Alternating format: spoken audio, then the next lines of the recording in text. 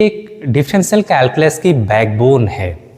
इसका यूज हम मैथमेटिक्स में तो करते ही हैं, लेकिन इसका ये एप्लीकेशंस हर एरिया में है। ये बड़ी विडंबना है हमारे कि मैथ्स वाले स्टूडेंट्स को ही पता नहीं होता कि हम इसका यूज कहाँ करते हैं, हम इसको पढ़ क्यों रहे हैं।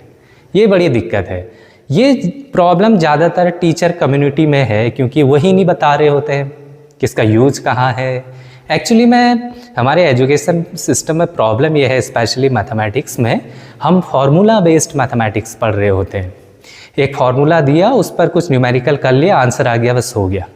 अता पता कुछ है नहीं, सर पैर कहाँ क्या है, कहाँ से आया, कुछ पता नहीं है। ये बड़ी दिक्कत है। तो जब ऐसे हम पढ़ते हैं तो फिर बाद में इन्हीं में से कुछ लोग ऐसे होते हैं जो कहते हैं मैंने अपने जीवन में डिफरेंशियल कैलकुलस पढ़ा, इंटीग्रेशन पढ़ा, डिफरेंशिएशन पढ़ा, लेकिन कहीं यूज ही नहीं करा। तो मुझे तरस आता है उनकी इस बात पर कई बार कि मतलब इस अज्ञानता पर तरस आता है। मतलब इसका यूज के बारे में अगर आप सुनेंगे किस लेवल पर इसका यूज होता है, तो आप कभी भी ऐसी बातें नहीं करेंगे। इसका यूज कहाँ कहाँ होता है, जैसे साइंस में, फिजिक्स में तो आप पढ़ते हैं।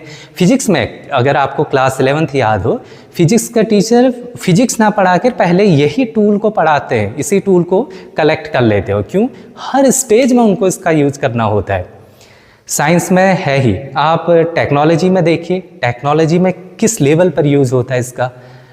Machine learning and data analysis. Machine learning आपने सुना होगा। मशीन लर्निंग मतलब उसमें होता क्या है, बेसिकली एक ऐसा डेटा की हेल्प से एक ऐसा मॉडल प्रिपेयर किया जाता है जो प्रिडिक्शन कर सके, वो डेटा से सीख रहा होता है। मशीन लर्निंग इसी को कहते हैं बेसिकली।